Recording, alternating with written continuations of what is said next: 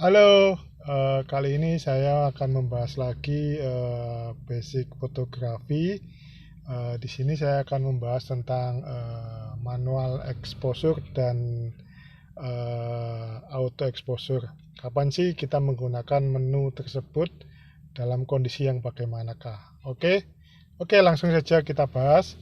Jadi selama ini saya menggunakan manual exposure itu ketika eh, apa objek yang akan kita foto dengan latar belakang, kemudian atau objek dengan latar depan itu perbedaan cahayanya terlalu tinggi. Nah, pada saat seperti itu kita mau tidak mau harus menggunakan manual exposure.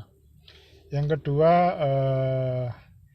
kita tidak sedang diburu momen, jadi mungkin kita memotret dengan santai objek yang ada di sekitar kita, di mana kita ada kesempatan untuk mengatur diafragma, ISO, dan shutter speed. Nah, itu kita bisa menggunakan mode manual exposure.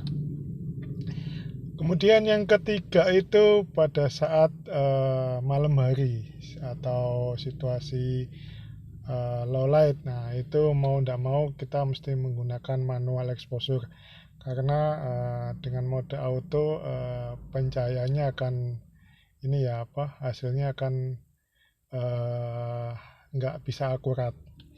Nah, kemudian auto exposure. Kapan kita menggunakan auto exposure? Auto exposure itu digunakan ketika kita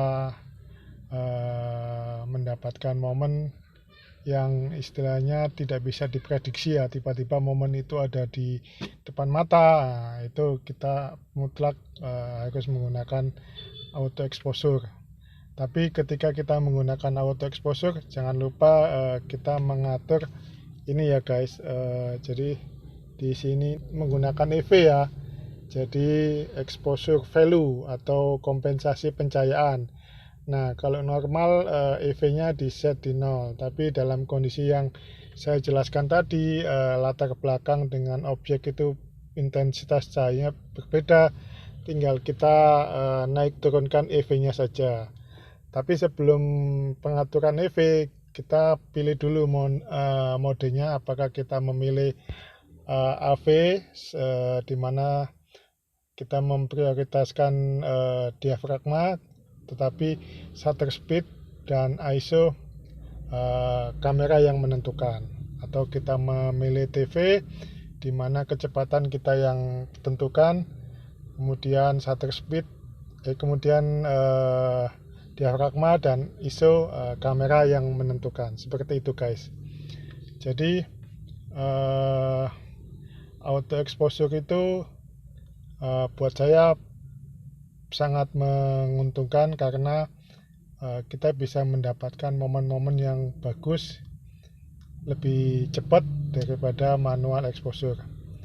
Tapi mungkin ini pilihan setiap fotografer berbeda-beda. Ada yang suka manual, ada yang suka auto. Kalau saya sih karena kamera ini sudah canggih, jadi saya lebih cenderung untuk main di auto exposure dan exposure value atau kompensasi pencahayaan. Oke, demikian pengalaman saya atau sharing tips buat kamu, semoga bermanfaat.